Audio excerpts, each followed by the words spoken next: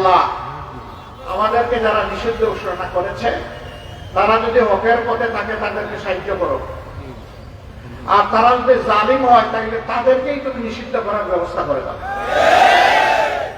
দেশবাসীকে বলি নাই, যাকে বলার তাকে বলেছে। যার হাতে আসমান জমিনের চাবি, মাকালিদুস সামাওয়াতি ওয়াল আরদ, তাকে বলছি আল্লাহ ওরা হকের উপর থাকলে ওদেরকে রাখো, আর না হকের উপর থাকলে তুমি তোমার বিচার তুমি করো। 4 দিনের মাথায় আল্লাহ তাআলা তাদের ভাবখানা এমন ছিল, এই দেশ তাদের জমিদারি আর আমরা তাদের প্রজা। তারা মালিক, আমরা তাদের চাকর। দেশের 18 কোটি মানুষ চাকর।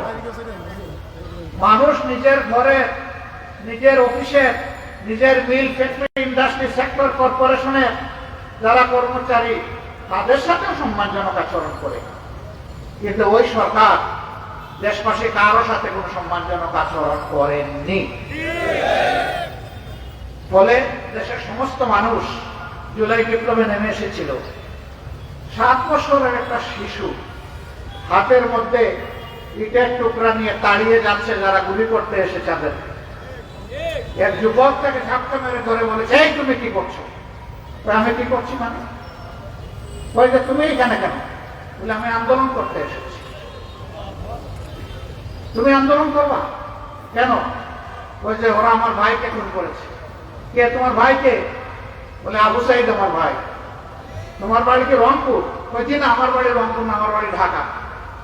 তো বলে যে আবু সাইদ তোমার ভাই হলো কিভাবে? বলে যে জাতিকে উদ্ধার করার জন্য লড়াই করে জীবন দিয়েছে সে আমার ভাই হবে না তো ভাই হবে কে?